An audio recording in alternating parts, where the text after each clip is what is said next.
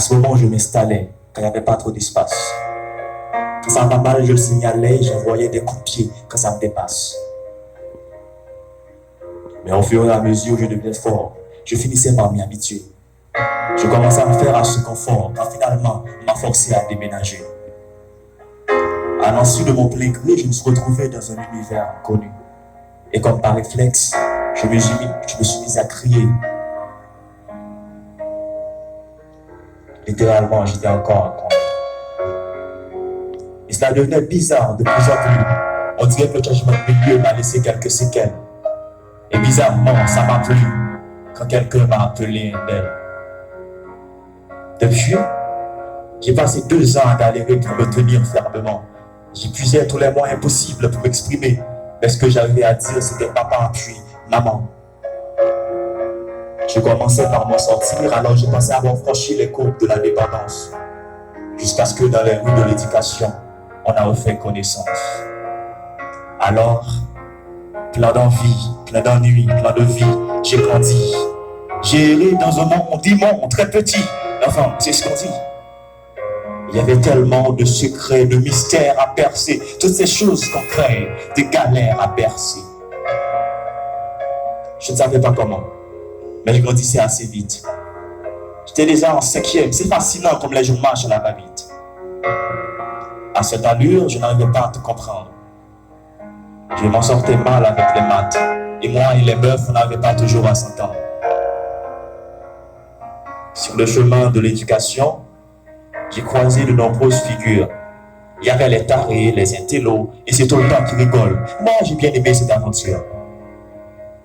Je ne connaissais pas trop bien la route, donc j'avançais avec incertitude.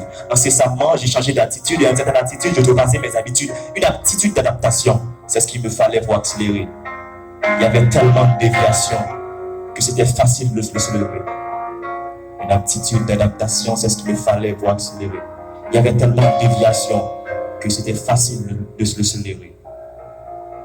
Mais plein d'envie, plein d'ennui, plein de vie, j'ai grandi. J'ai erré dans un monde immonde, très petit. C'est ce qu'on dit. Il y avait tellement de secrets, de mystères à percer. Toutes ces choses qu'on crée, des galères à percer.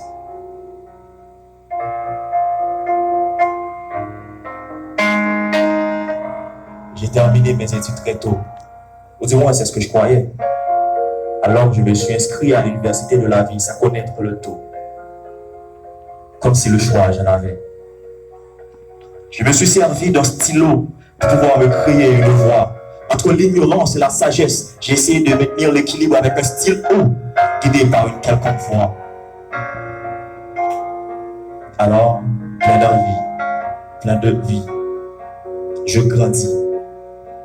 J'erre dans un monde immonde, très petit. Enfin, c'est ce que nous disons tous. Il y a tellement de choses, tellement de galères. Nous sommes pris au piège. Alors, faut croire que mon voyage a été comblé de surprises.